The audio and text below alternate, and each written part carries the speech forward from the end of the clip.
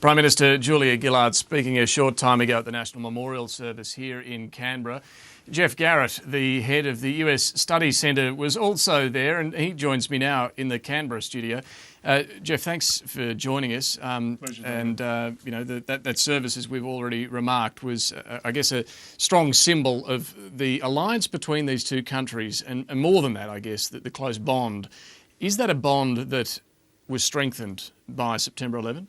I think it was, David. Obviously, the fact that John Howard, the Prime Minister at the time, was in the US, had dinner with George Bush on the evening of September the 10th, had an enormous personal impact on him that then ran through his government, not only invoking the ANZUS Treaty, going to war in Afghanistan and Iraq, but there's obviously been a long-lasting legacy of that. Julia Gillard and Kevin Rudd, for example, have both, as Prime Minister, re-upped on the alliance. They've gone out of their way, even when Australia was withdrawing from Iraq, to say, listen, this alliance is absolutely the bedrock of our security. Was Iraq, for Australia's part at least, just about maintaining and showing our solid support for the alliance? It's an interesting question, isn't it? I mean, you go back to that time. I remember, people supported the Iraq war because they really thought there were weapons of mass destruction, and people were so shocked when they weren't there. So then you ask the question, maybe if you're Australia or the UK, you're in the war, and you have to change the rationale for the war on the fly. Do you abandon your ally at that point? Obviously, neither Tony Blair nor John Howard was prepared to do that. Iraq was really sold as part of the war on terror. George Bush, I think, in the speech on the eve of the war, used the 9/11 phrase something like 8 times in that speech. So it was very much sold as, and many people believed that there was some connection, given that's what the political leaders were saying at the time. Yeah, and in the US at the time, I don't think we can underestimate this. The psychological blow of September the 11th was extraordinary. The US hadn't been attacked since Pearl Harbor.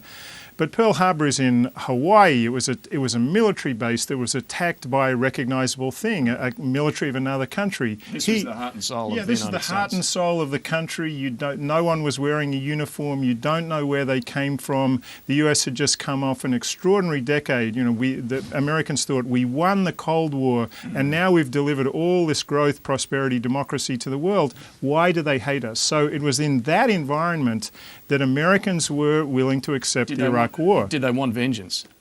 Well, if you think vengeance, or retribution or whatever you think, it was the Afghanistan war, right? You get attacked and you must take out the terrorists, not only because you want to render that threat inoperative, but you want to signal to any other terrorist that this is what will happen to you, or a country sponsoring terrorism. So Iraq really looks a little different. And then obviously over the 7 years of the Iraq war, it morphed into something very different. Kim Beazley was telling us earlier he doesn't like this phrase, the war on terrorism. That gave too much legitimacy to the perpetrators of this attack. But if you do break down the war in Afghanistan, the war in Iraq, have there been big mistakes in this war on terrorism, or has it been a success? Well, I mean, you could look at both the wars in different ways. So quickly say on Iraq, the jury's a bit out on Iraq at the moment. It's the fulcrum of the Arab Middle East. If democracy really takes hold in Iraq, that'd be quite an extraordinary achievement. Was it worth $1 trillion in 7 years? We don't know. Afghanistan, clearly getting rid of the Taliban, responding to the attacks was the right thing to do. You morph into a nation-building war where you've got to take the human rights violations in Afghanistan very seriously, but then it's hard to leave. So I don't think it's a simple balance sheet, but what we do know is that the US now is afflicted with a lot of other problems, domestic ones, economic challenges, and so in that sense I think a lot of the reviews of this 9/11 decade now is saying it was a costly diversion, an understandable diversion, but nonetheless a diversion from things that maybe the country could have been concentrating more on. Security has, I guess, fallen as in the list of priorities for Americans now. It is about the economy, as you say, and the challenges that Barack Obama has on that front. But what about Afghanistan? How unpopular is it now in the United States? Well, the Afghanistan war has become less popular. Obviously, last year was the worst year in terms of American fatalities. In fact, I think there were as many fatalities last year as in the previous 9 combined. So, yes, Afghanistan is less popular. Barack Obama has this strategy now. You know, he surged in 2009. He's begun to withdraw. He's going to get out by 2014.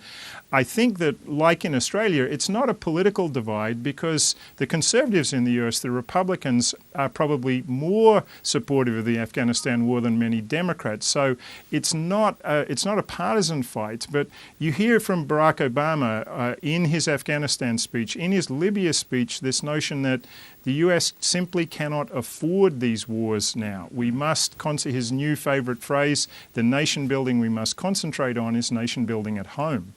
The assassination of Osama bin Laden earlier this year, finally getting him nearly 10 years after September 11. How important was that? And as we do mark the 10th anniversary tonight, how important is it for Barack Obama to have achieved that goal? Let me answer the second one first. I think the remarkable thing about that was that the Osama blip, the blip up for Barack Obama, lasted about 5 seconds. He got credit on the day. You know, it was probably an extraordinarily courageous thing, actually, for a US president to do. Now there are parallels between Barack Obama and Jimmy Carter people are drawing. Jimmy Carter in 1980 tried to liberate the hostages from Iran and it didn't work, and that was really the end of his presidency. So Barack Obama probably took a very courageous act that evening, deciding to send in helicopters, but he hasn't received very much political credit for it. And just a final question, and a question I asked Kim Beazley earlier. When you look across the reach of history, how has September 11 changed the United States and changed its place in the world? Well, I think what we're going to see is that maybe September the 11th, or maybe, in fact, George Bush's mission accomplished speech in Iraq in 2003 will look like the absolute high point of US power. You know, the US fought the Cold War, won the Cold War, had a great decade in the 1990s, prosperity, democracy, trade. Then we had September the 11th, the US responded, the world was with America. But then it looked like the world turned a little bit with the Iraq War. And then we've had the economic realities of the rise of Asia, and China above all, was already going on before September the 11th. And now we see it every day, particularly in Australia. So high point of American power early in the 9/11 decade. Did the war on terrorism precipitate America's decline? I don't think so, but because the timing is going to look contemporaneous, I think history might start saying that. Geoff Garrett from the US Studies Centre, good to talk to you. Thanks for joining us tonight. Pleasure, David.